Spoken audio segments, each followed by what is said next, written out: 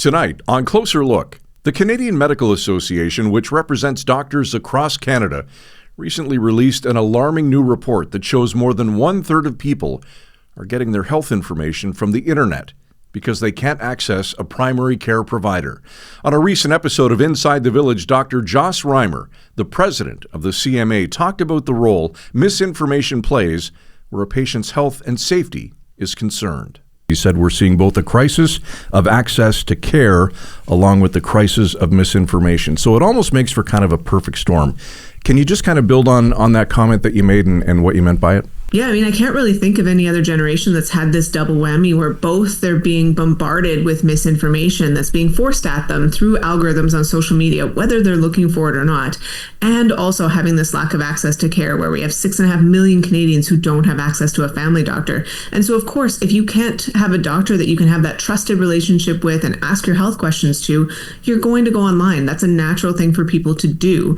So we worry about what do they find when they're online? Do they know how to find good sources of information?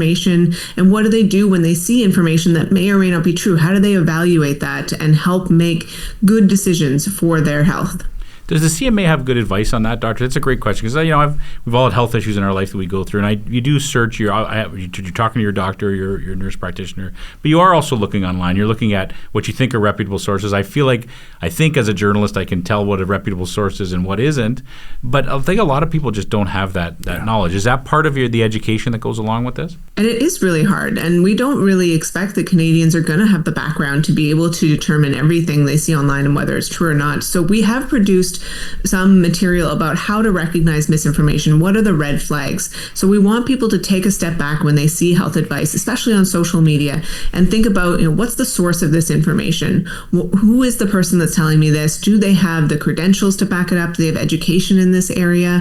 What are they telling me? Why are they telling me this information? Are they selling me something? So if someone's telling you, don't take your diabetes medication, instead buy my supplement, that's the kind of thing that we're saying is a red flag. Not to say that their information is necessarily bad, but certainly when there's that other incentive reason that they're sharing information with you, then we want people to take a step back and then go to something like Diabetes Canada to see, does this information hold up with the experts? Because that someone like Diabetes Canada, they're not selling you anything. They're really there because they have your best interest at heart. Mm-hmm. Doctor, who's pushing this misinformation? Why is there so much of it?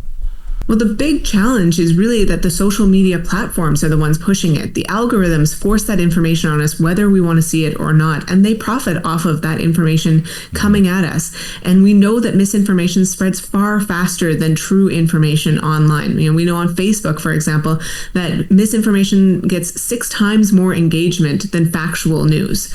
And so those are the types of things that are really challenging because the algorithms are designed to push that at us.